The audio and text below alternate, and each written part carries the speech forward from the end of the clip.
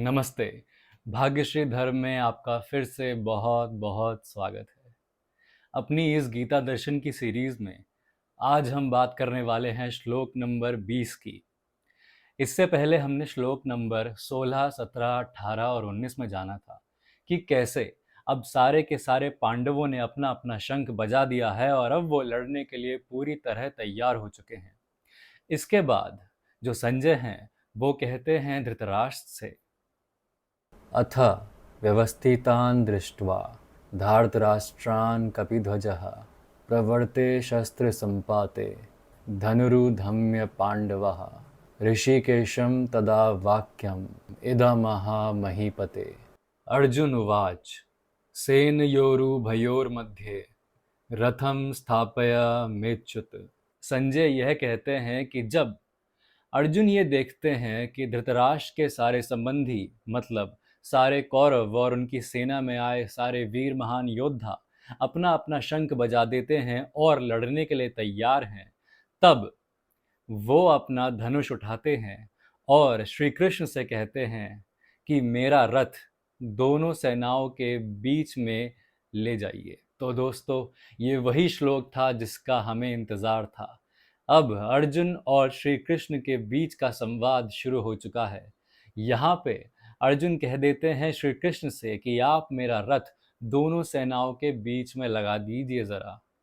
अब यहीं से अर्जुन के मन में सवाल उठने शुरू हो जाएंगे और हर एक सवाल का श्री कृष्ण उत्तर देंगे और उसके बाद भी जो शंकाएं अर्जुन के मन में बची रहेंगी उनको भी श्री कृष्ण दूर कर देंगे। श्लोक नंबर 20 में संजय अर्जुन को कपिध्वज कहकर बुलाते हैं। इसका कारण तो हमें पहले ही पता लग गया था, क्योंकि अब हम जानते हैं कि अर्जुन का जो रथ था उसके ध्वज पे खुद श्री हनुमान जी विराजमान थे। लेकिन क्या आप जानना चाहते हैं कि ऐसा क्यों था? आखिर श्री हनुमान जी अर्जुन का साथ क्यों दे रहे थे? तो चलिए जानते हैं इसके बारे में। बात है उस समय की जब एक बार अर्जुन ने कह दिया था कि श्री राम की वानर सेना को पत्थर से पुल बनाने की क्या जरूरत आन पड़ी थी। अगर उनकी जगह मैं होता तो तीरों से ही एक पुल बांध देता। अब हम ये तो जानते हैं कि अर्जुन धनुर्विद्या में बहुत निपुण थे, उनको तीर चलाने की बहुत अच्छी कला आती थी, लेकिन उनका जो अभिमान था वो बहुत ज़्यादा हो गया था। इसी के चलते श्री हनुमान जी आ जाते हैं और कहते हैं अर्जुन से, अगर ऐसी बात है तो बनाओ फिर तीरों से बना पुल। तो अर्जुन वही करते हैं। अर्जुन इतने सारे बाण छोड़ते हैं कि उससे एक तीरों का ही पुल बन जाता है। लेकिन जब श्री हनुमान उस पे अपना पैर रखते हैं तो वो पुल चकनाचूर हो जाता है। सिर्फ तीरों का पुल नहीं, पर साथ साथ अर्जुन का अभिमान भी चकनाचूर हो जाता है और वो बहुत ज़्यादा दुखी हो जाते हैं। इसी समय पर श्री कृष्ण उनसे दोबारा तीरों का पुल बनाने के लिए कहते हैं। अब अर्जुन के पास दोबारा एक मौका आता है वो पुल बनाने का। वो इस बार भी तीरों से एक पुल बांध देते हैं, पर इस बार श्री कृष्ण उसको थोड़ा सा छू लेते हैं और जब हनुमान जी उस पर अपना पैर रखते हैं तो वो पुल नहीं टूटता। लेकिन इस सब के बीच में अर्जुन बहुत दुखी हो जाते हैं, बहुत अप्रसन्न हो जाते हैं। इसके बाद श्री हनुमान जी अर्जुन को एक वरदान देते हैं और कहते हैं, मैं हमेशा तुम्हारे ध्वज पर विराजमान रहूंगा। यहाँ से हमें ये तो समझ में आ जाता है कि क्यों श्री हनुमान जी खुद अर्जुन के रथ की ध्वजा पर विराजमान थे। इस कहानी को हम महाभारत की एक और कहानी से जोड़कर देख सकते हैं। तो होता क्या है कि जब भीम को पता लगता है वनवास के समय पे कि जिससे वो बात कर रहे हैं वो श्री हनुमान जी हैं, तो वो बहुत प्रसन्न हो जाते हैं। उस समय श्री हनुमान जी भीम को बताते हैं कि आगे जाकर तुम्हें एक बहुत महाभयानक लड़ाई लड़नी पड़ेगी और उस लड़ाई में मैं तुम्हारे भाई मतलब अर्जुन के रथ की ध्वजा पर विराजमान रहूंगा।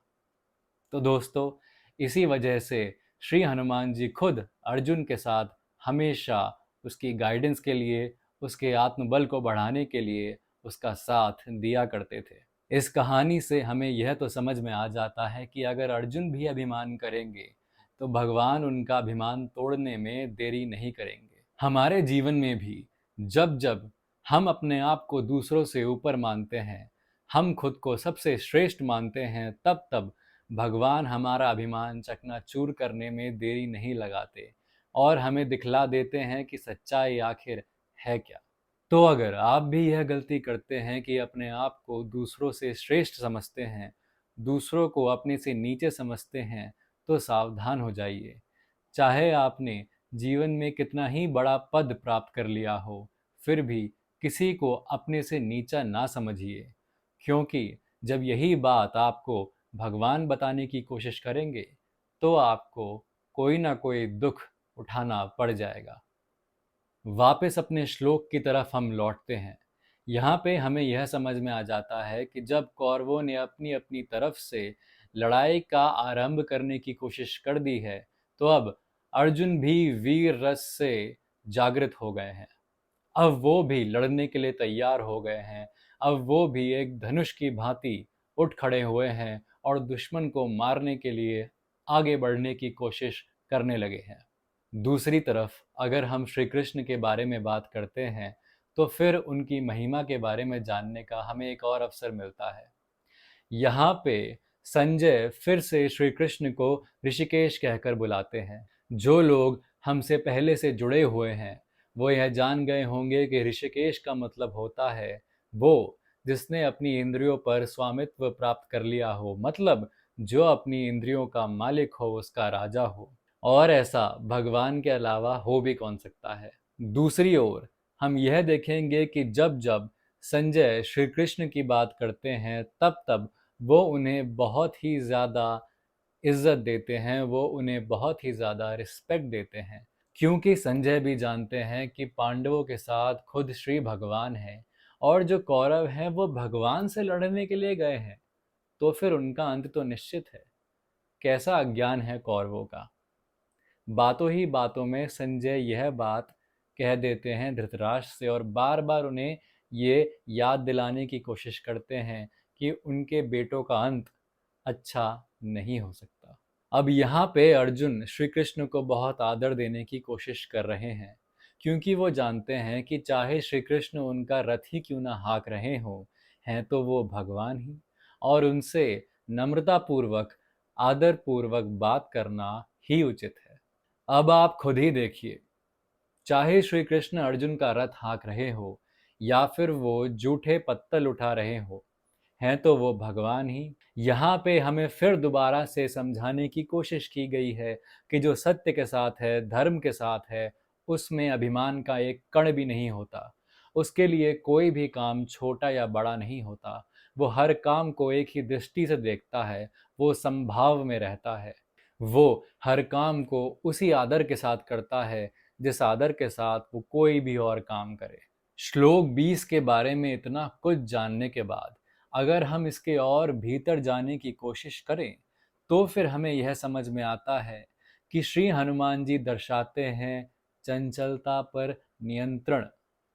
जी हाँ, श्री हनुमान जी हमें यह समझाते हैं कि जो हमारी चंचल आकांक्षाएं हैं, जो हमारा मन है, जो बार बार बदलता रहता है, कभी ये कर दूं, कभी वो कर दूं, कभी ये बेहतर, कभी वो बेहतर, उस पर नियंत्रण ही श्री हनुमान जी हैं।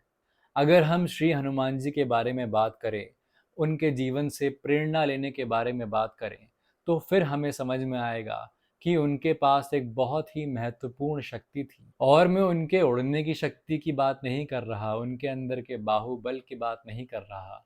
मैं कर रहा हूँ उस एक शक्ति की, जिस एक शक्ति की वजह से उन्होंने राम जी का अंत तक साथ दिया, और वो शक्ति थी दृढ़ निश्चय की। जी हाँ, अगर हम श्री हनुमान जी से कुछ भी सीखने की कोशिश करें, तो सबसे पहले हमें सीखना चाहिए दृढ़ निश्चय। एक बार जो बात ठान ली, उसको फिर करके ही छोड़ना है, उस पर फिर अपना पूरा जीवन लगा देना है, हमारी 100% ऊर्जा लगा देनी है। यही तो श्री हनुमान जी हमेशा से बताते रहे हैं। उनके लिए श्री राम की सेवा ही उनका दृढ़ निश्चय था, और उसी दृढ़ निश्चय के चलते वो अभी तक श्री राम की ही सेवा करते आ रहे हैं। हाँ, अब ये बहुत ही अपने आप में रोचक कहानी है कि कैसे कहते हैं कि अभी तक श्री हनुमान जी जीवित हैं। लेकिन इसके बारे में हम बाद में बात करेंगे। यहाँ पे मैं आपसे एक आग्रह करना चाहता हूँ कि आप अपने जीवन में कोई ना कोई दृढ़ निश्चय हमेशा बांध कर रखिए, और इस दृढ़ निश्चय के लिए आपको बहुत से त्याग करने पड़ेंगे। जैसे त्याग अर्जुन ने किए थे जीतने के लिए, उसी तरह आपको भी जीतने के लिए बहुत सारे त्याग करने पड़ेंगे, बहुत सारी चीज़ों को पीछे छोड़ना ही पड़ेगा। वो काम करने पड़ेंगे जो शायद कभी आपने सोचे ही नहीं। इसीलिए जब किसी को प्रेरणा की ज़रूरत होती है, तो मैं उनसे एक ही बात कहता हूँ कि in order to become something you are not, you have to do something you haven't done yet. मतलब, अगर आप वो बनना चाहते हो जो कि आप अभी नहीं हो, तो फिर आपको वो करना पड़ेगा जो आज तक आपने नहीं किया है। और शायद इस बार आपको त्याग करना पड़ेगा, दृढ़ निश्चय के लिए बहुत सारी चीज़ों को पीछे छोड़ना पड़ेगा। हमें आशा है कि हमारे सारे श्लोकों की तरह यह श्लोक भी आपको पसंद आया होगा। इस श्लोक से भी आपको कोई ना कोई प्रेरणा मिली होगी। मैं आपसे एक और आग्रह करता हूँ कि आप अपने विचार कमेंट सेक्शन में ज़रूर लिखा कीजिए, और इस चैनल को सब्सक्राइब ज़रूर कीजिए। अपने दोस्तों और परिवारजनों के साथ ज़रूर शेयर कीजिए। अगली वीडियो तक अपना ध्यान रखिए और गीता को अपने जीवन में बदलाव लाने दीजिए। धन्यवाद।